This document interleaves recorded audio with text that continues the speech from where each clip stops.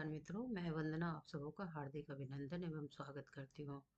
आइए आज के कक्षा में हम लोग पिछले सत्र में जून में जो यूजीसी नेट संस्कृत में जो प्रश्न आए थे उनका रिवाइज करते हैं और उन्हें विश्लेषणात्मक तरीके से समझते हैं।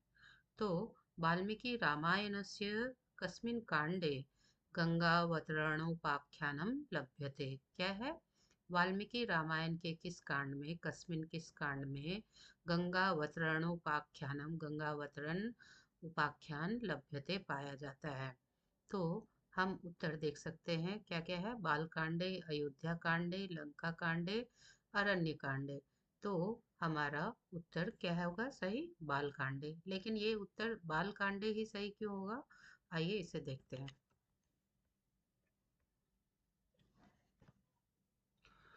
अब देखिए, बाल कांड में किस किस चीज का वर्णन हुआ है। मैं यहाँ आ जाऊं।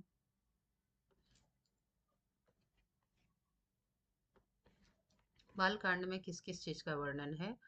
एक एक विषय का संपूर्ण परिप्रेक्ष्य में विस्तृत वर्णन करते हुए क्रमशः अयोध्या में किस चीज का वर्णन है। बाल कांड में किस किस चीज का? अयोध्या में दशरथ का अयोध्या में दशरथ द्वारा अश्वमेध यज्ञ का अनुष्ठान। ठीक है। पायस की प्राप्ति, देवताओं की प्रार्थना, रामावतार। ठीक है। राम की बाल्यावस्था, राम की बालावस्था, विश्वामित्र द्वारा राम लक्ष्मण को ले जाने की याचना। किस चीज का वर्णन है? विश्वामित्र द्वारा राम लक्ष्मण को ले जाने की याचना। दशरथ का कठिनाई से इसे क्या कर पाना? दशरथ का कठिनाई से इसे इसे मानना। कौन? दशरथ बहुत ही कठिनता से इसे मानते हैं। राम को, ठीक है, बला और अति बला विद्याओं की प्राप्ति कहाँ पे होती है? राम को बला और अति बला विद्याओं की प्राप्ति बाल कांड में होती है। ताटका वध, ठीक है, ताटका वध कहाँ पे होता है? बालकांड में। अस्त्रोपदेश, अस्त्र का उपदेश कहाँ दिया जाता है? राम को, बालकांड में। यज्ञ की रक्षा, मिथिला प्रस्थान, ठीक है, कौशिक वंश में विश्वामित्र के जन्म की कथा, शगर और गंगा की कथाएं।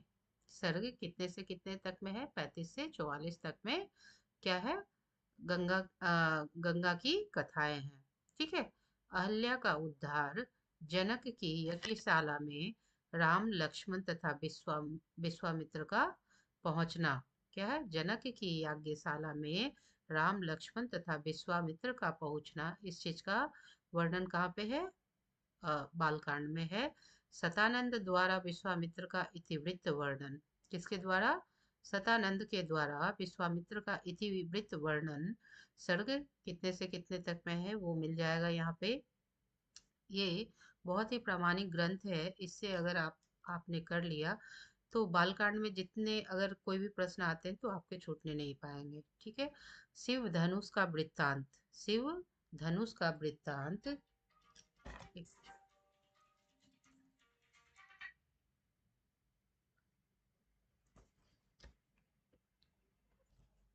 क्षम्यता।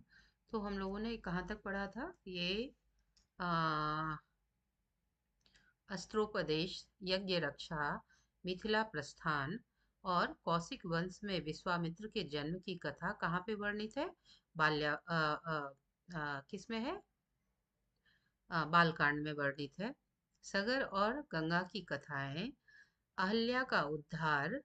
कभी कभी हमसे क्या है, कितने से कितने सर्ग तक है ये भी पूछ दिया जाता है, तो आप थोड़ा ध्यान रखेंगे, देख लेंगे यहाँ। अहल्या का उद्धार, जनक की यज्ञशाला में राम लक्ष्मण तथा विश्वामित्र का पहुंचना। क्या है? जनक की यज्ञशाला में राम लक्ष्मण तथा विश्वामित्र का पहुंचना बालकांड में वर्णित है। सतानंद द्वारा विश्वामित्र का इतिवृत्त वर्णन। किसके द्वारा? सतानंद के द्वारा विश्वामित्र का इतिवृत्त वर्णन। सर्ग इतने से इतने तक में है। शिव धनुष का वृत्तांत, ठीक है, राम द्वारा धनुर्भंग करना और दशरथ का भी मिथिला आना, राम और सीता के विवाह का विस्तृत वर्णन, अयोध्या प्रस्थान, मार्ग में परशुराम से भेंट, विष्णु धनुष पर बाण चढ़ाकर राम द्वारा परशुराम का गर्व दूर करना तथा अयोध्या प्रवेश के वृत्तांत वर्णित है। कहाँ पे वर्णित है? बालकांड में। स्पष्टतः इस कांड में कथा को छोड़ कर बीच में पुराण कथाएं आई हैं, जो दूसरे रूपों में महाभारत एवं पुराणों में भी है। ये भी पूछा जा सकता है आपको। और यहाँ से एक प्रश्न निश्चित रूप से यूजीसी नेट संस्कृत के प्रश्न में आते हैं।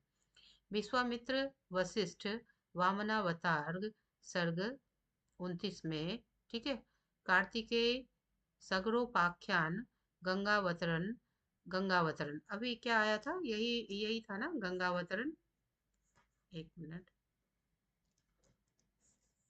हम लोगों का जो अभी प्रश्न था यही था, गंगावतरण। गंगावतरणोपाख्यानम कुत्र अस्ति, कस्मिन् कांडे अस्ति? तो बालकांडे अस्ति। सागर मंथन, वशिष्ठ सागर मंथन आदि के आख्यानों ने इस कांड को पौराणिक रूप दे दिया है। किस कांड को पौराणिक रूप दिया गया है? तो बाल कांड को पौराणिक रूप दिया गया है। प्रश्न बनता है, दूसरा प्रश्न बन सकता है कि बीच बीच में पुराण और बीच बीच में महाभारत एवं पुराण की कथाएं किस कांड में आई है? तो बाल कांड में आई है। ठीक है, ये पूरे स्पष्टता से आप देखेंगे, यहाँ से आपका प्रश्न आएगा ही आएगा। अधोलिखितेषु लंग लकार प्रथम पुरुषेक वचनस्य क्रियापदे स्तः। यहाँ पे स्तः है, दो पूछा गया है ना, दो रूप होगा, इसीलिए अस्ति स्तः। ठीक है, तो अधोलिखित में लंग लकार प्रथम पुरुष एक वचन, प्रथम पुरुष एक वचन का क्रियापद कौन सा है? तो उत्तर हम देख सकते हैं ए और सी, प्रांसस, प्रांसस्त, और क्या है, उदतिष्ठत, ये दोनों हैं लंग लकार के रूप हैं। अब अथ एतानि इंद्र भक्तिनि इति निरुक्त वचनानुसारम इंद्रेण संबद्ध विषयोस्तः। इंद्र से संबद्ध विषय कौन सा है? निरुक्त के अनुसार तो कौन सा है? प्रातः सवनम, माध्यान्ह सवनम, पंचदश स्तोम, स्वर्गलोक। देखिए क्या है, प्रातः सवनम, माध्यान्ह सवनम, निरुक्त वचनानुसारम इंद्रेण संबद्ध विषयोस्तः। कौन सा दो विषय जो है वो इंद्र से संबद्ध है निरुक्त के अनुसार? ये प्रश्न पूछा गया है। तो क्या होगा आंसर? बी, माध्यान्ह सवनम। ठीक है, इंद्र से संबद्ध है। और पंचदश स्तोमः, पंचदश स्तोमः। मैं आज इतने ही प्रश्न के साथ यहाँ पे विराम देती हूँ।